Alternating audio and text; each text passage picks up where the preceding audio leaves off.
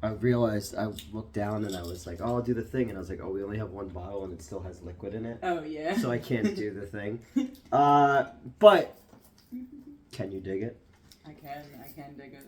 Can you dig it? Yeah. Can you dig it? Yep. You're supposed to clap on the third one. Well, I'm doing something right now. Clap. Oh, cancel the review. We're done. I just put up this part. And they're just like, what? What the What fuck were they just doing? happened? Yeah. All right, so I just made Mets watch one of my favorite movies of all time, one of the greatest cult films ever made, 1979, Jack Hill's The Warriors. I fucking love this movie. It was solid. I have loved this movie since I saw it as a little kid. I actually, like, by sheer coincidence, I saw this and Escape from New York in the same weekend. Interesting. And they have such a similar vibe. Granted, Escape from New York was actually filmed in St. Louis, because St. Louis at that time, I think it was East St. Louis or West St. Louis, was just like bombed out and broken down and all that kind of stuff. So they shot there and like, yeah, it looks like 1980s New York. Right. Oh, thank you. This was actually filmed in New York between midnight and 8 a.m. In 1979, well, probably 78, New York City, and we're heading towards 81, which was the most violent year in crime in New York history. Yeah. And I genuinely, because I've always been fascinated by Grindhouse era New York, Yeah. 42nd Street, New York, before Giuliani came in and like you know, forced all the homeless people into internment camps and Disneyfied 42nd Street, the Grindhouse theaters and all that kind of stuff. This movie has that aesthetic which you couldn't create in a studio. The way that New York is just so palpable in this movie and movies like it of this time. And it just adds something really cool. And then when you find out the backstory of like how fucking dangerous making this movie actually was, it adds something more to it as well. All right, so what did you think? I really enjoyed it. It was a lot of fun. I don't know, maybe that's a weird descriptor for this movie. This is actually one of the few movies where I couldn't keep track of everyone's name though. I'm not sure why. Yeah, you said that. You were like, I don't know anybody's name. I just couldn't, but James Raymar played Ajax. Ajax, yes. Mm-hmm. Ajax with an X. Ajax, yeah. Cyrus was Michael Beck, who's in Xanadu, who's another fucking movie I genuinely love with all my heart, another cult movie. Let me see if I can find why I know him. But sorry, can you keep going? And the fun thing about this is with Michael Beck, this was apparently one of Ronald Reagan's favorite movies. Ronald Reagan was a president of the United States of America in the 1980s. And apparently it was one of his favorite movies, and he would invite Michael Beck up to Camp David constantly to watch this movie, which I think is just fun and weird, you know? Doesn't really strike me as a movie because you know that Reagan was an actor, right? Yes. He's a cowboy, and technically, I mean, Spielberg and Lucas definitely borrowed a lot of a movie that he was in for Raiders of the Lost Ark, down to the outfit and everything. This movie is all the gangs of New York, not to be confused with the Martin Scorsese movie Gangs of New York, are all going to this big gathering where the A#1 Duke of New York, but not the A#1 Duke of New York from Carpenter's Escape from New York, is bringing everybody together, calling all the truces, and saying that, you know, we have our turf, but if we work together, we can own this city. And you have this great visual element of storytelling where you're the entire opening of this movie is everything you need to know about the world that this movie exists in. You have the gangs getting onto their subways. You have the subway line track that's in all of these things. You have each gang's different garish outfits, and then you have these, loved the outfits so much. I'm sorry. You have these little inserts of little character beats of learning who these guys are, learning where they're going, who's in charge of the gangs, who to look out for. They're not allowed to bring any weapons. You're getting all this storytelling as it's moving, brief, yeah. you know, and it's that very like New York thing of like, you know, like a New York minute. Yeah.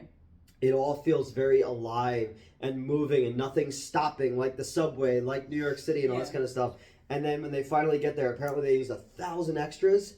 I could see that because that place was fucking packed. There were, I mean, apparently literally 1,000 people there, and I could totally see. And one of them was apparently Samuel L. Jackson. Oh, yes. Apparently Samuel L. Jackson was an extra in the movie. You know, so the leader of the gang is doing "Can You Dig It?"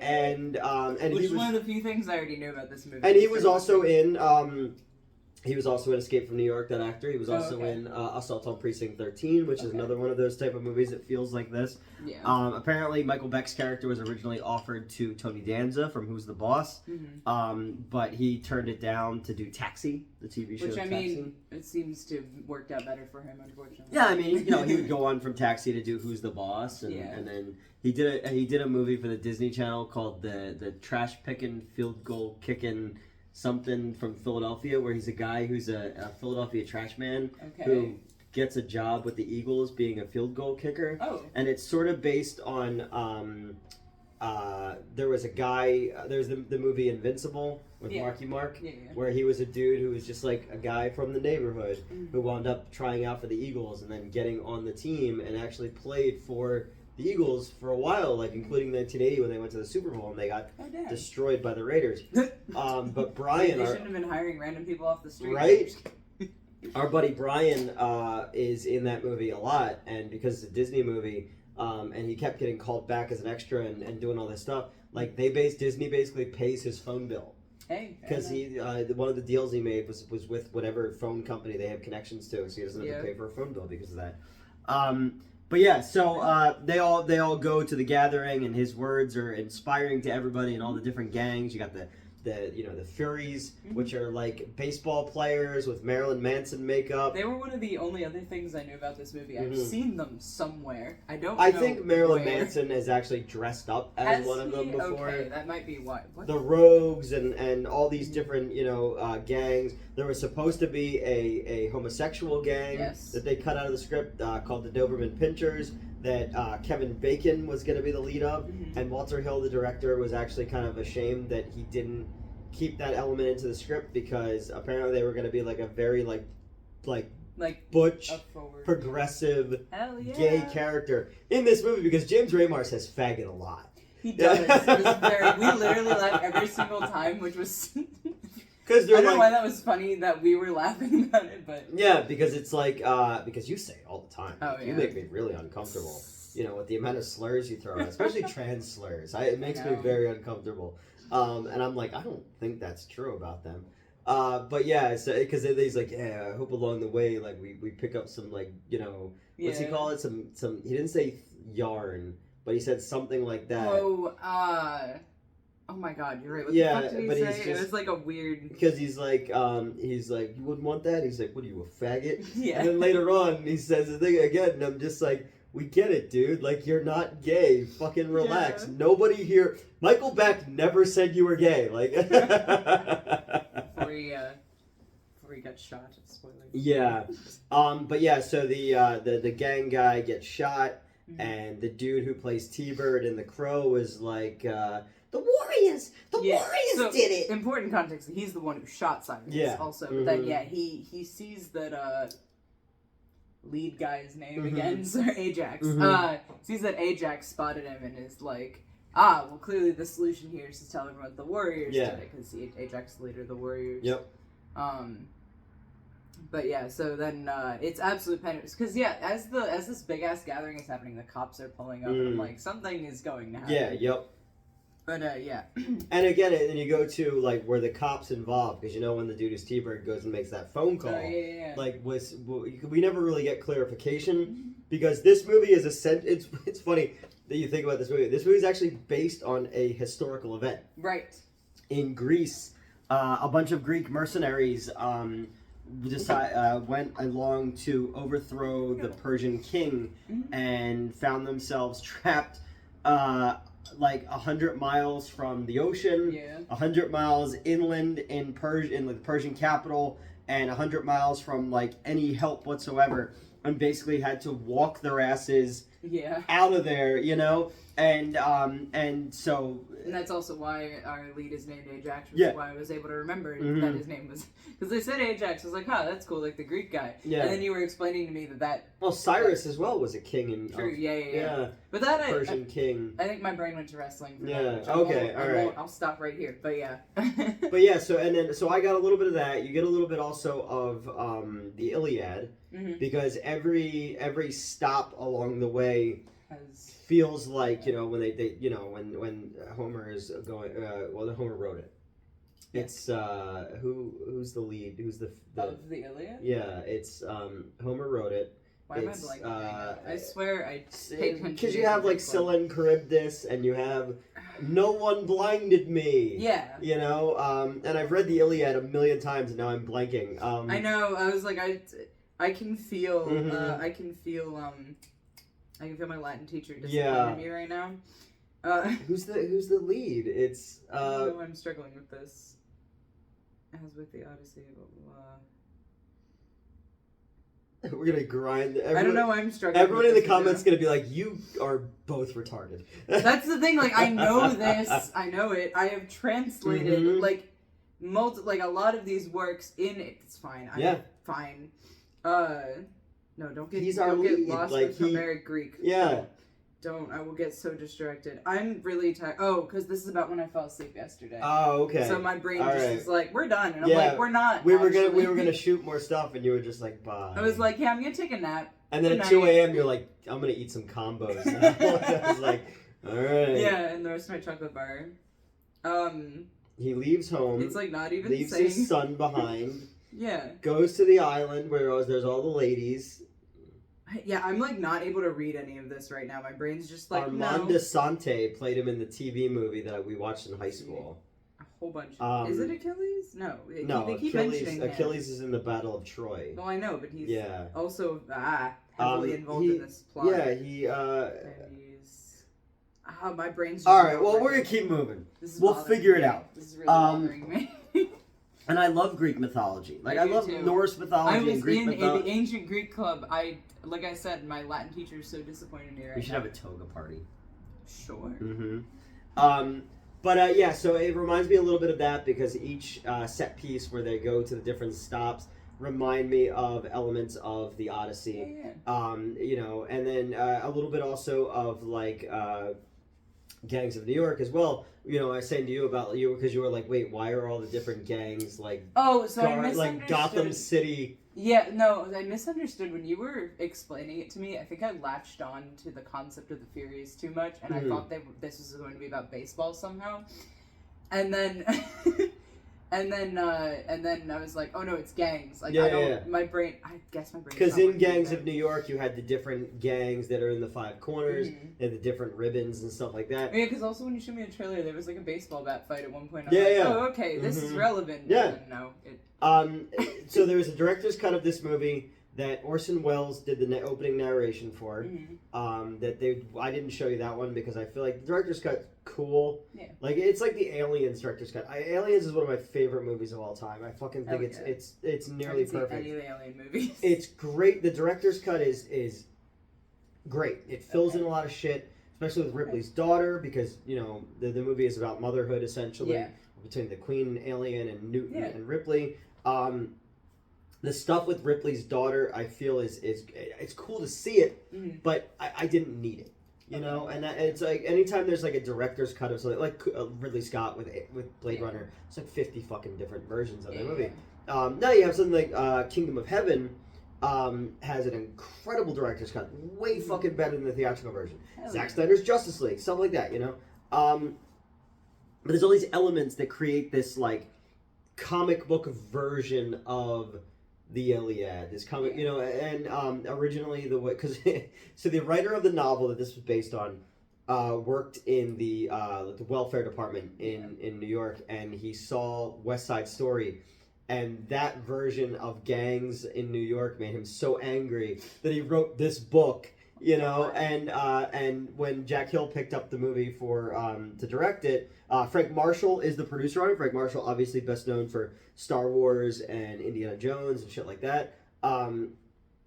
Jack Hill's idea was that all the gangs would be black or Hispanic. Okay. and they didn't want that. So Yeah. he had to basically tweak it and make it into this more comic book thing, because we were talking about the skinheads in the movie. The skinhead gang is like at least 2/3 black. Yeah. I don't know. And Hispanic why. as well. And I kept saying to you, I was like, they pan at one point. They're chasing the Warriors, so they're in this vehicle, right? And they sort of like pan down the line of like, because they're all packed into this one vehicle, and like it was literally like black dude, white dude, Hispanic guy in the back, like black dude, black. I'm like, wait, are they skinheads? What is happening? Skinheads have become very progressive. It's like we're not burning a cross in your front lawn. It's a lowercase t, and it stands for tolerance. You know? Yeah, and like. Obviously, who am I to say that they shouldn't have cast that? I just thought that was funny. Like, they clearly just like, you're bald, you go to the skinheads. Because they call them skinheads in the thing, you know? I was just like, that's interesting. I mean, look, I know that there were like black Klansmen and whatnot. I still get surprised. Oh, there's self-hating Jews and all this kind of stuff, you know? So the big guy shot, Warriors are on the run, and then they have to get back to Coney Island. Right. But all the cops and all the gangs are looking for the Warriors. So basically the whole movie is like, it's sort of the Most Def and Bruce Willis movie, 16 Blocks, but with like guys in Kiss makeup and baseball uniforms, you know? And I love it, and the Greek choir, going back into that idea, is this radio DJ. And for those of you who are my age, the woman was the chief on Where in the World is Carmen Sandiego, which was a huge fucking show in the 90s, which was so big after school for kids my age. But she's the radio DJ, and she acts as like the Greek choir for the entire thing. And last year, I think, John Wick 4 came out. Yeah. And they literally have a scene where they out John Wick, and he's on the run, and then the DJ kicks in, and she's doing the whole thing, and then they literally play "Nowhere to Run," "Nowhere to Run to, Baby, Nowhere to Hide," and that's in this movie, but they homage that, and I was just like, oh my god, that's so fucking cool, man, because Rockstar Games did a video game of the Warriors. Oh, really? Like in 2011 or 12, and I never played video games. I bought it. I never played it. Okay. And it was like one of the few. It was one of the few times that I ever pre-ordered a video game. The Thing game on like PlayStation 2, the Warriors game, and then a canceled Daredevil game were like the only times that I ever pre-ordered a video game. And I got it, and I never played it, but I just wanted it because it was the fucking Warriors. Yeah, of course. That is also currently I pre-ordered a game right before I got into wrestling. It's still sitting in my closet, untouched. Yeah, you know. But yeah, so it's them and they run afoul of the orphans. The orphans, who are a gang who's not. I kind of liked the lead of that. Yeah, game. You know. But yeah, they're not super heavy is what they're describing. Yeah, and he's like, I love it. He's like, well, they've got like 30 of them, but they're just not super high. They're not high echelon to the point that they were like not invited. Summoned. Yeah, because they were like, well, there wasn't a big gathering because the orphans would have heard about it, and everyone was like, yeah, you know what? You're right. You want to come into our neighborhood and parlay with us? Yeah. And he's just like, and I love the whole conversation where he's doing the thing where he's like, he's like, you know, oh yeah, you guys are heavy. He's reading the newspaper article, and he's like, we did hear about that. We heard about that from our youth worker. And he's like, oh yeah, we don't have one of those. That's because you guys are so bad. Right. Like, and then the guy's like, yeah. And they're unreasonable though, and that's what reminds me a little bit of the pride of whoever our lead character is in the Odyssey. Yeah. Because he goes, look, you come into our neighborhood, you come as civilians. Yeah, he was like, all right, here's the deal. Yeah, take your colors off. We'll let you pass through. Like, as long as we don't get the reputation of people like other gangs being able to walk. France during World War II. Yeah. The French planting trees on both sides of the street so the Nazis had shade as they took the city. And then our main characters are Michael Beck. Yes. Yeah. No, Ajax. No, Ajax is the guy who gets handcuffed to the bench. Oh. Yeah. Okay, I'm not sure then. All right, no, I'm not good at following these. That's all right. Especially because a lot of the guys look the same. They've got the same not quite long hair. So you're saying certain types of people look the same? Yeah, white dudes with the same haircut all look the same. Yeah. Yeah, no, him I was able to differentiate because he had like heavier eyebrows, Yep. I think, and like darker hair. But there were like 2 or 3 dudes with like the same length of blonde hair, and it was. Really then there was the dude who was just like really pretty. Yeah, the really pretty guy. He had macaroni hair. Yeah, his hair looked like macaroni. Like no, he had like he had like a very perfect afro. He had the same like, haircut. Very big, like soft looking. Like, he was just very pretty. When Danny DeVito plays like Ermin Jablonjian or whatever, the art critic, he's got like that noodle haircut. That's what this black dude has in the movie. I was like, he's way too pretty. He was so pretty that I was like, oh, there's a chick in this guy. Yeah. And then he talked, I was like, oh fuck, my bad. But why did you bring up the pretty guy? Oh, because you were talking about all the people who look the same. Oh yeah, no, I was able to differentiate pretty guy. I was able to differentiate Ajax. Apparently, I was able to differentiate the guy with all the necklaces. Yeah, he was very. Because he was the boss. Was the he one? the boss? Well, the one who had like the headdress thing on. Yeah. He's the boss. He was the boss. And he's the guy, the first one to get caught. Okay, who was the? Yes, he was the first. Yeah, because then they get back with him. Who is the dude? Who is our our movie's main character? Because he gets with the chick, the Spanish chick. Yeah. Yep. Yeah. What is his Michael name? Beck? That's his character. His real name. He's is not Michael the Beck. one who got handcuffed to the fucking bench. No, that's Ajax. Oh my god. All right, I'm struggling. That's James Raymar. I thought he said actor. that Michael. Nope, not worried about it. All right, backing off. This entire time, just be like, oh, okay, nope, it's fine. That's fine. We didn't know the main character. The main character. I didn't know of the any Odyssey. I know. I'm really out. Yeah. But anyway, fucking. We're like Romulus and Remus, fucking sucking on the titty. That of I got. wolf. That I knew. Like, oh yeah, obviously the babies. Fucking. I'm really. Because the new Alien movie is Alien Romulus. Yes. So I'm assuming it has something to do with Romulus and Remus. Oh, almost certainly. Especially because they already had Prometheus, which wasn't a prequel to the Aliens. No. Anyway, I saw that though. Weirdly, I saw Prometheus. That movie's cool until they. No, it's good. I liked it. Until they add Alien to it. Like as soon as the xenomorph shows up, I'm like, oh. I like when she had to give herself a C-section. Yeah. I was like, That was really but also, like, the dude who's, like, the map expert and, like, the terrain expert is the dude who's like, hey, I'm gonna try to touch this alien fucking snake. Like, and, hey... I guess that's why maybe if the thing is falling, maybe don't run in a straight line. Maybe run in a fucking serpentine. Serpentine, for anybody who watches Mystery Science Theater. So they're on the run. Yes, they're running. With nowhere to run to, baby. Nowhere to hide. I brought up the dudes for a reason, and now I don't remember why. It's fine. We did have to stop the movie for like an hour because my mom and my stepdad showed up. And then they thought that I was Melissa. Yes, they did.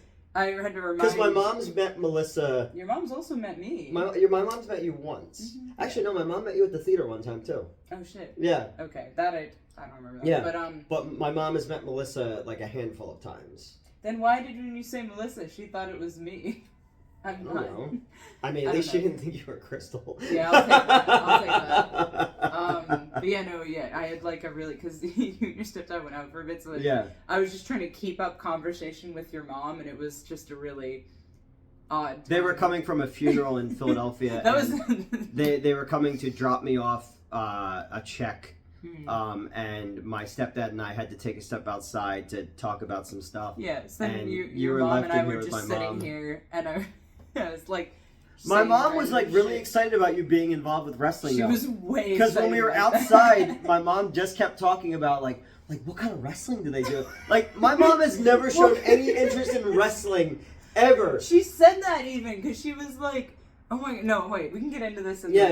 But no, that was wild because she asked what I did. That's how I got there. I was like, oh, right now I work at a bowling alley, but I'm trained to be a professional wrestler, and she like perked up. But then my mom is also under the impression that Hulk Hogan and John Cena existed in the same time period. Yeah. I'm like, Mom, no. No. Because in like 1986, we went to Florida. My mom, my brother, and I. And in the Philadelphia airport, we got bumped up to first class for some reason, and the flight in the gate next to us was all the fucking 80s rockin' wrestlers. Like, literally, Hulk Hogan was there, and Andre the Giant and all that shit. So that was kind of our wrestling thing. Mm-hmm. But yeah, so the Warriors, are Right. on their way through New York. They run afoul of the orphans, and there they meet the Spanish chick. Yes. Who Michael Beck doesn't like because she should just have a mattress attached to her back. Oh yeah, it's like, oh yeah, because that's what, like, things were going alright, and then she rolls up and she's like, I want one of your vests. Yeah. And initially I was like, alright, that's a fair trade, you get to pass it, but I was like, no, because then she's gonna be like, oh, like, we fucked these guys up and stole one of their vests. Yeah, or yeah, whatever, exactly. Right? So then they didn't want to lose. So that was fair that he declined her vest. But them not taking off their colors to carry walk with through. them to walk, like that I was just like, okay. I mean, granted, you need drama, you need to keep moving things forward. But instead, he corners her, and you thought that James Remore was gonna rape her. Oh, absolutely, 300%. Because like the way they show it is like he just grabs her at first, and I don't see the rest of the gang. Mm-hmm. So it was like, well, I guess we're doing this bit. And then they all show up, and I went, oh, like audibly. And he rips a piece of her dress, or her skirt or whatever, uses it to make a Molotov cocktail, just blows up a fucking car, and it goes into the idea that so when they were making this movie again, they had to film 12 to 8 a.m. There were like New York had like a major crime problem at this point, and they wound up paying a lot of gangs to protect the shoot. Basically, they were paying gangs in different places to make sure that the trucks didn't get robbed and all this kind of stuff. So they were under the protection of these like street gangs. Which you may as well. They tagged. Apparently, there's like a bathhouse when they get back to Coney Island at the end. Spoiler alert. They tagged that up for a scene that's not in the movie, and apparently the bathhouse was under the control of a gay gang that like wanted to fuck shit up, and they had to pay $5,000 just to make them stop what they were doing, because they like put their tag over this real gay gang's tag. So and then the real Coney Island gang at that time, because their vests look more like the Hells Angels than anything. But apparently there was a black and Hispanic gang of Coney Island at that time that it wore the same colors, and I guess the production team didn't know that. So no one was allowed to wear their costumes outside of the sight of the cameras in order to be safe. The only reason they were able to while filming in the cemetery was because it was gated. Right, that makes sense. So, I can imagine that shooting this would be a fucking nightmare. Stressful. Yeah, because like even I was saying to you, like Cruisin', incredible dark fucking movie. William Friedkin's, it's Al Pacino is in it. Karen Allen from Raiders of the Lost Ark and stuff like that is in it, and it's about the gay S&M scene at that time and murders that were going on in the leather clubs and stuff like that. The movie has fisting in it, like real fisting in it. As opposed to fake fisting. Oh yeah, simulated fisting. CGI. Yeah, Lucasfilms was created to invent fake fisting. But yeah, so while they're making the movie, people were trying to shut the movie down the entire time, so they had to keep hiring. The unions were essentially powerless to like the gangs and shit like that. So I got to imagine like making this was like a fucking nightmare, and coordinating with all of the actual gangs. And then a lot of them like felt slighted that they weren't asked to be in it, they had to like pay those guys off as well and shit like that. Turns out like really tough gang guys are like really easily offended and like their feelings get hurt and shit. So the Furies. The Furries. That would be a great one. The Warriors versus the Furries. They get out of there. They get away from the orphans. They wind up with the Furies, which is the baseball gang. There was also the roller skate gang question. Well, the roller skate gang came after that. Came in the subway. Because they were like following them. Yeah. And apparently that lead roller skate guy who's kind of dressed like a bumblebee. Apparently, like he didn't know how to skate when he got the part. So every day he would skate to set, but it was like from fucking like Staten Island to like wherever they were filming. And it was like an insane trip. I used to live in Norwalk, Connecticut. And when I was working for Bowtie Cinemas, and I would have to drive into Brooklyn to work, and that's a fucking hike by car. Yeah. I can't. Fuckers like, I'll wake up at 4 a.m. to get to my. I'm gonna roller boogie my way down here. So they take on the Furies, which leads to a Central Park style baseball bat fight. Apparently people got like really injured in the thing. The girl apparently got hit in the face at one point and had to get like stitches and stuff like that. Now we're losing people left and right. One fucking dude gets thrown into onto the train tracks and dies. Never mentioned again. Never when they're like looking out the ocean, they were all like, "Oh man, it sucks that that dude's dead." Well, it's wild too because I looked away for a second and I looked back as I just saw legs and then the train. So I was like, wait, who just got thrown onto the fucking tracks? I don't know. But again, like the Odyssey, like they lose people along the way, and you know, which I wasn't expecting when we started it, so I thought that was interesting. Yeah, because the whole thing in the beginning was like 9 guys. Yeah. Every group is allowed to bring 9 guys. Yeah. But yeah, all the gangs are out there to stop them at this point, and then our guys kind of get separated, and then we get to the part where you're like, what if I approached you this way? Oh, fucking. Oh yeah, so they get split up at one point. So some of them run into the guy with all like the tribal necklaces. Yeah, our main. The guy who was kind of like the other white guy and the pretty one. The pretty guy. They wind up with a gang of girls. Yes. And the Lizzies. Yes. And initially they're just like, oh sweet, they're these hot chicks or whatever.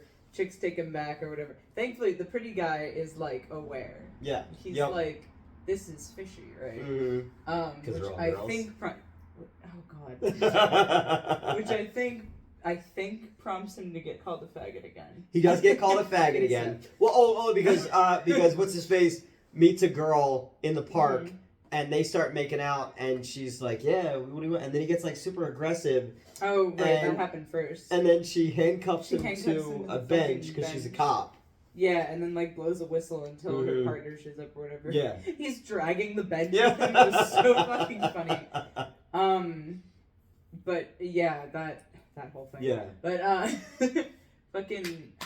Oh yes, they end up. You got the girl with the long blonde crimped hair. Yes. You got the one who's like the really cute black girl with like the really strong features with the hair pulled really back. She sort of looks like from the Black Emmanuel. I can't think of her name right now. But she looked like her. And yeah, the guys are getting paired off. 2 of the ladies are dancing in the middle. Yeah. I think I made a half-hearted lesbian joke. Yeah. Yep. And then he's like watching, and eventually, like I think at one point someone tries to seduce him a couple of times. He's just not. Yeah. He's like, I'm not feeling it. He's trying to get them to go, and then the leader's like, calm your fucking tits. Yeah. Basically. Like so we could stay for a while. Yeah. You know. And then the one chick locks the door, and all of a sudden they're all. Under but what does she say to him though? What is the line she says to him? Oh, I don't remember. You don't remember what she says to him? Not immediately. You want to dance, little man? Oh yeah. Oh. And you were like, what if I approached you at the theater? Man, you want to dance? It's like, what if I initiated with you? Like, yeah. Like, and I'd be like, theater, I've been like the first like couple of times we talked about it, I've been like, hey, little man, you want to dance? Yeah, and like, I'd be like, I was like, would that have worked? Why aren't you making nachos? Like, yeah. But it turns out the Lizzies know they're the warriors, and they want to catch them. Right, because of the rumor that the warriors killed the big boss. Yep. Yeah. The one that was kind of cute, and I was a little mad that he was such a little bitch. But and there's just so many people who just they I know this is really descriptive when I describe everyone as being kind of cute, but like, don't know anybody's names. The warriors. They're a single unit. Oh, I got that. Yeah. Warriors. But what about the leather jacket guys? Who were they? What was their gang name? The ones that were led by the Come Out and Play guy? Yeah. They're the Rogues. The Rogues. Yeah. Okay, there you go. Fine. Yep. The Rogue guys. Because they're all dressed like they're like leather boys. Yeah. But he's not. I was like, how is he part of that gang? Because he's wearing like a fucking hoodie and like a headband. And I was like, you're kind of, did you forget to wear your uniform that day? Because there's like dudes who are like Asian dudes wearing Tibetan like hats. There's guys who are dressed like they're in like background dancers and like Breaking 2. I like the gang with the purple vests. The purple vest guys. Yeah, it was great, you know? Again, this movie is like a break-in type of thing. It's this like economical way of differentiating them, and in a way that like because the orphans are just in like a shirt. T-shirts, yeah. But it's like they're all just wearing like it's like a gray or like a dark green too. It's but like it also exists in this world. Even at the Furies with being like the most garishly dressed, or there's a bumpers or whatever, the black gang. It's also like the karate guys. Oh yeah, because I love the dude's jacket with the fucking sequins. Yeah, it's really really God, cool. it like, hello. You know, but it's like they exist in a world where they're not so garish that it's completely unbelievable. Because we do get to the point where I say to you later, where they're on the subway, which is my favorite scene in the entire movie. Where they've been fucked up. They're all cut up and bleeding and shit like that. He's got like a bruise, and she's all cut up and bruised. And they're sitting on the subway and they're getting back to Coney Island because their first time they think they're in the clear. Someone sets a fire to stop them. Yeah. So they have to get off at one of the stops and stuff like that. But when they're on the subway and these like college kids or high school kids or something get on, they're coming from a dance or something. They're very like Saturday Night Fever, like Homer and Marge Simpson's prom.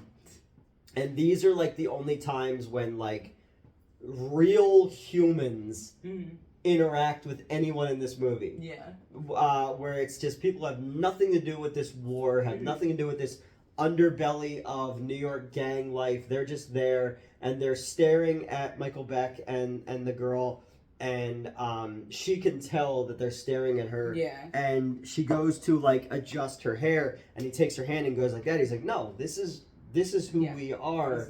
I fucking love that scene so fucking much, and I don't know, there's just something about that where it's like we've gone with this whole thing of these fight scenes and these crazy outfits and all this kind of shit in this world of like fantastical what goes on beyond, underneath our noses and all this kind of stuff. But it's this moment where these two things bump up against each other, and it's like, no, this is what we, this is who we are. Why should we try to be like them? Right? I just genuinely love this movie, and I just love that scene so much. I've watched this movie 1,000 times. Like literally, I would just sometimes throw this movie on as background noise at times, just because the Don Henley in the City song at the end, because later you were talking about the Eagles. Yeah. Because there's a football game coming up where the Philadelphia Eagles and the Green Bay Packers are going to be playing in Brazil, and apparently they both can't wear green because of local gangs. And you were like talking about like gang colors and stuff like that, and I was like, oh, oddly enough, the main end song of this is the Eagles. It's Don Henley in the City, so I thought that was kind of funny. So. They're going their way. They have the fight with the Furies. They have and then they finally get back to Coney Island and they gather up and they see that some of their guys have been taken. Some of their guys are dead, unfortunately. The one is, I'm going to take that baseball bat and shove it so far up your ass I'm going to make you into a popsicle stick. Yep. Which is a great fucking line. Right. But the rogues, they're still in hot pursuit, so we get back to Coney Island in daylight, and I love when he picks up the corsage and gives it to her, he's like, I hate to see things go to waste. Yeah. I love that line. I've used that line. I use that line on Crystal. Oh. Nice. There was flowers, and I didn't cover them well enough. I used to give her flowers every Valentine's Day and every birthday and all this kind of stuff, and I tried to hide them, and the one time that I don't remember where it was, and it was like, oh no, I don't know where those are from. And I was like, well, I mean, I hate to let anything go to waste. Yeah. They're clearly for her because there was a card and all that kind of stuff. Oh, but and I don't think she's ever seen this movie, so I don't know if she ever got that line. So clearly I'm a plagiarist. But yeah, so they get back there, and I love in the daylight when they're just like, this is what we stayed alive for, right? Like looking at like the Wonder Wheel and Coney Island at that point. I just love the daylight version of that. And then obviously the rogues show up, and it leads to a fight on the beach. And with the warriors come out and play, And that's been sampled in so many fucking rap songs and all this shit, you know. Shaq did something with it and stuff like that. But yeah, and so it leads to a fight on the beach where he pulls a gun and he has a knife, and before he can throw it, he hits him with the knife in the wrist, and he's a little bitch. And then just like 75 black dudes just show up, and no one heard them coming. Yeah, the karate gang. The most black guys with hockey sticks I've ever seen. There was, I don't know why the fucking that karate gang was so huge. Because there was this. I guess it would make sense. I guess they linked back up at that point with the rest. Yeah, because remember they're all in the warehouse. Yeah. And they heard him. There's like 50 to 60 of them. And they heard him say like, you know, we killed Cyrus because it was, you know, something to do. So they were like, aha! It wasn't the Warriors. Gotcha. The Warriors are free. Yeah. So they turn on him, and he's a little bitch. Yeah. And the Warriors get to walk. No, he kept saying no. In the most pathetic way. It was so funny. He was like, no. But just also like when he's holding his fucking wrist, like, no. The Warriors come out and play scene. Like his eyes, you could just tell that he was fucked up while shooting that, you know. And the Warriors get to walk off into the sunset and. You know, to a Don Henley song, and all is right with the gangs. Obviously, Swan. Yeah, that's right, Swan. Yeah, because also Winslow Swan is also a character in Phantom of the Paradise, and I based Phoenix Swan on Mr. Lobo's character in Swamp Zombies 2 as an homage to that Phantom and the Warriors. Yeah. No, man, I just genuinely Now I'm getting everyone's names, because I was trying to look somebody specific up. Pretty Boy's name is Rembrandt. Roger Hill is Cyrus. That's who I was trying to ask you about earlier, and then you said Michael Beck. So the one I recognize, I've seen him in something else. Yeah, Escape from New York and shit like that, yeah. Yeah. Dead in 2014. Alright, sorry, I'm getting sidetracked. That's alright. No, you keep going. I was letting you fill in because now that you have like the actual information. Oh yeah, no, I've just got people's stuff. Yeah. But Michael Beck, we should do Xanadu at some point. Actually, no, I think Lana and I need to do Xanadu because we.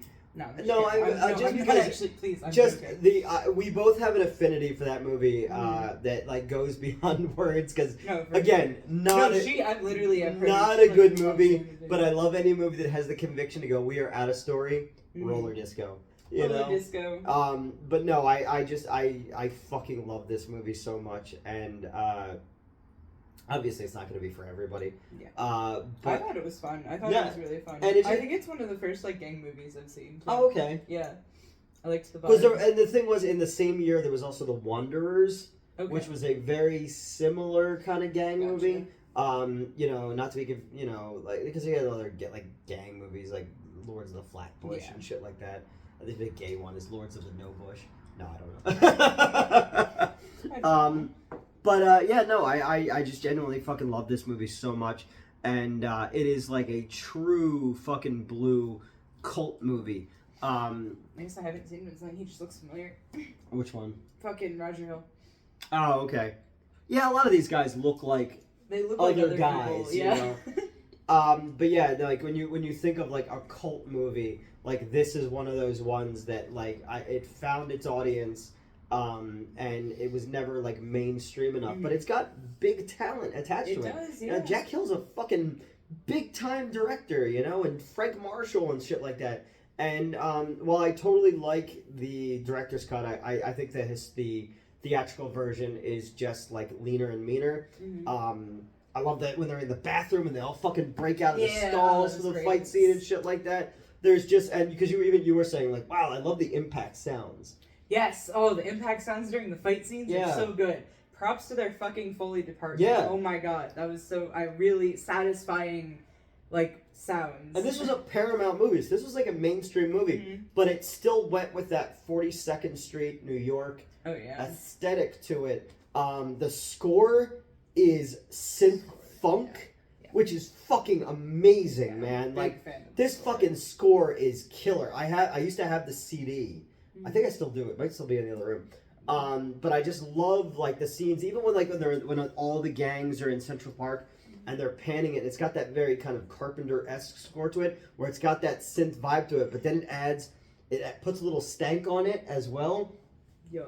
Amazing. You know, you could only make a movie like this in 1979 fucking New York City. You know, and that is what's so special and beautiful about this era of exploitation movies. Like, people always say, like, why do you like that stuff? And it's like, it's fun. It's made on a whole fucking other planet, you know?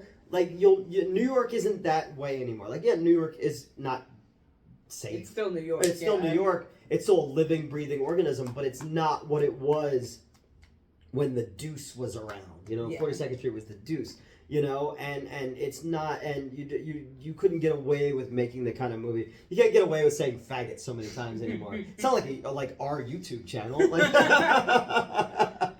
but no, there's just something about, you know, making a mainstream movie that still feels guerrilla and independent. And and I don't know, I if you've never seen this movie before, I can't fucking recommend it enough. If you have seen this movie before, I hope you dig it. I know a lot of people dig this movie. You know, can you dig it? Yeah, I don't know. I've talked to a lot of people who either love this movie or hate this movie. Where it's just like, people hate it. Because the story wise, it's like, okay, well, they're just going from here. That's the original. Like, Fury. No, because it is like again, yeah, like. Original storytelling. Yeah. You know, again, there's the idea that there's only like 7 stories that humans can tell. It's all how you tell it. The idea of getting from point A to point B. Like, Mad Max Fury Road is this. You know, it's like, we're going to go straight and then we're going to turn around, you know? And then, obviously. Yeah, exactly, yeah. You know, anything where it's like people, you know... Like, we have a destination, and then we have to go back. Yeah, and then it's within enemy territory, and there's nowhere to, you know, and you're left to... It's also a... Michael Beck's character is obviously Swan is obviously the lead of the movie. Yeah. But it's a multiple hero movie. Like, it's the collection is as important as the lead. Absolutely. Except for that guy who found the tracks. Except for the guy who found the tracks, yeah, you know. But no, it's just one of those types of movies that existed in a time where you could make a movie like this, where the anti-hero was the hero, you know, and you know, granted, like the new Hollywood era kind of ended with, Lana and Dave and I talked about this with Heaven's Gate, Michael Cimino's Heaven's Gate, but there was this time with like this and The French Connection and Rolling Thunder and Billy Jack and shit like that, where you had these like anti-hero movies. The Punisher was born out of that. Travis Bickle was born out of that, where you could make these kind of like nihilistic hero movies, basically, and all that went away with the rise of Spielberg and Lucas and Star Wars and all that kind of shit. But I don't know. I pine for this era of raw filmmaking, of not shooting green screen, of not shooting on a set. Shooting in these like real fucking parks and cemeteries and subways, and the graffiti is real, and the just everything feels. To the point they fucked up in Yeah, exactly. But it's just like the movies like this, movies like Escape from New York, obviously made in St. Louis. They're tactile, and you could almost reach out and feel these movies, and there's something so fucking cool about that, and that's why like. You know, I don't know why. You and I were talking the other day, we were driving back about, like, gore and violence and sexuality and stuff like that and stuff. And it's like, why our minds connect to certain things. And I don't know. I grew up watching, you know, The Never-Ending Story and Ghostbusters and Goonies and shit like that. But when I found movies like The Warriors, like Escape from New York, like, that's the you one know... that spoke to you. No, it's not just spoke to me, but it's something... It triggered something in my brain to go, this is special, this is important, this is different. And I you know, and that's always been the case. It's you know, because there's not like well fleshed out characters in this, but it's just the idea of I love the way it's told. I love the way it moves. I love the vibe of it. And the way it moves is why the characters work. Yeah, exactly. Because like, that was something. Sorry, as my brain went off about like Lord of the Rings, and, like the concept of like, I was gonna say the travel movie, but you know what I mean, like the we have to get to a destination because. You run into so many people along the way. Like, obviously, they're going through all these different, like, gang territories. Yeah, yep.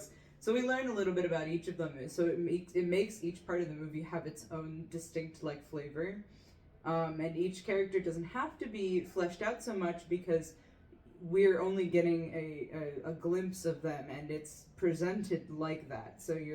But it's also presented in a world that's realistic enough. Right. That you can go with the fantastical elements. There's no point in this movie where they stop and I go, well, that's a disconnect. Because even by the time we get to the Furies, you know, it's true. It's like, well, that's realistic enough. Yeah. You know. They had spare baseball uniforms. Yeah. And face paint. Yeah. And you know, like, this looks intimidating. I guess. And they bring along the baseball bat afterwards. You know, like in a video game, you pick up an item in a fucking side-scrolling beat 'em up. And you can continue on with it until you drop it or use it. Right, because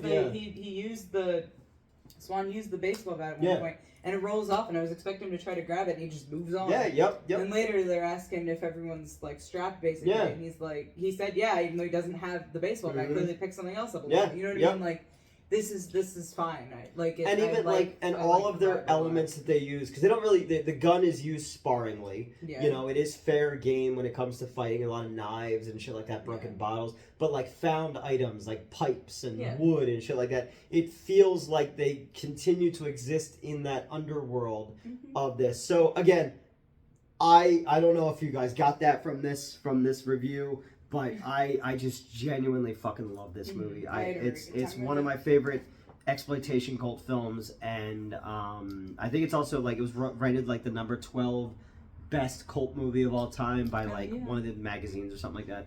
And I think that stick the baseball bat up your ass like a popsicle stick is like the 50th most quotable movie line or something like that. Funny. So yeah, guys, if you've never seen The Warriors before, I cannot recommend it enough. And yeah, so I'm glad that I'm glad we got I get to show it to you, right? Because I gave you a choice. Oh yes, I got. Oh no, some of you are gonna be mad if you hear about what I could choose between. So you presented me. So I found a bunch of the DVDs that I thought I lost. Hell yeah. So I brought home like RoboCop and WALL-E and shit like that. But I offered you Army of Darkness. Yep. Rocky Horror Picture Show. Yep. This and what was the last one? Rocky Velocipaster. Velocipaster. Yes. And we had gone back and forth. You thought you had seen Army of Darkness before. Yeah, because it sounded familiar, but I think I'm thinking of a different movie. Okay. Named something very similar, like Into the Darkness. We do need to watch. Yeah, it's a movie.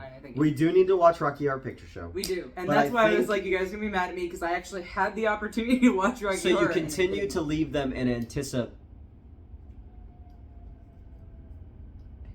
Exactly.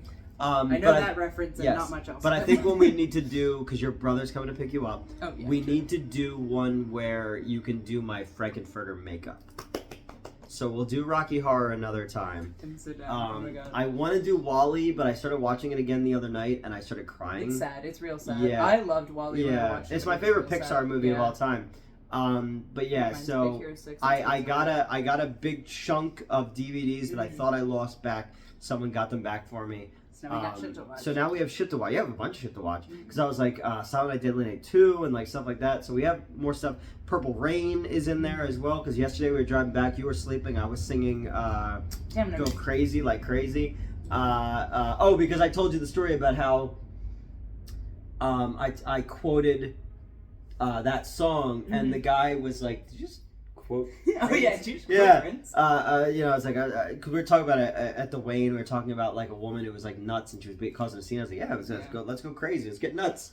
Yep. Slip on a purple banana until they throw us in the trucks, and he's just like, he stopped and what he's doing. He's like, Prince. Just quote Prince to me, like. Hell yeah. I quote music a lot. The other night, we were sitting waiting for the people from the convention. And it was all 80s bangers in the waiting room. Yeah, oh my God, every 2 seconds he just perked up like, this is this, and I'm like... Well, there's like Ghostbusters 2, like Too Hot to Handle, Too Cold to Hold from Bobby Brown. On Our Own is the name of the song. And Magic by Olivia Newton-John and ELO for Xanadu. But the one was Dance with Somebody by Whitney Houston. And I was filming myself like singing it, and then I would turn the camera to you, and you were like, what the fuck is going on? I'm like, hey. Yeah. You just get a second of me realizing I'm being filmed laughing, and then you turn it back. I love 80s music. There's just so much fucking... You didn't send me that. You said you'd send it to me. I gotta send it. I sent it to the person who I filmed it for. All right, so that is my review of the Warriors. That is our review of the Warriors, and I'm glad that you can dig it. I absolutely can dig it. But I've been waiting. I've been doing YouTube reviews since 2007, and I have been waiting since 2007 to do a review of the Warriors. Hell yeah. Yeah, I've referenced it a million times in things. Like, I would say in my top 15 movies of all time, this is probably, like, in the top 10. Damn. Okay. I genuinely love the way this movie looks, the way this movie was made, the way this movie sounds. That's it. So that's it, guys. Thank you for watching, and we will see you whenever the next time we do something is.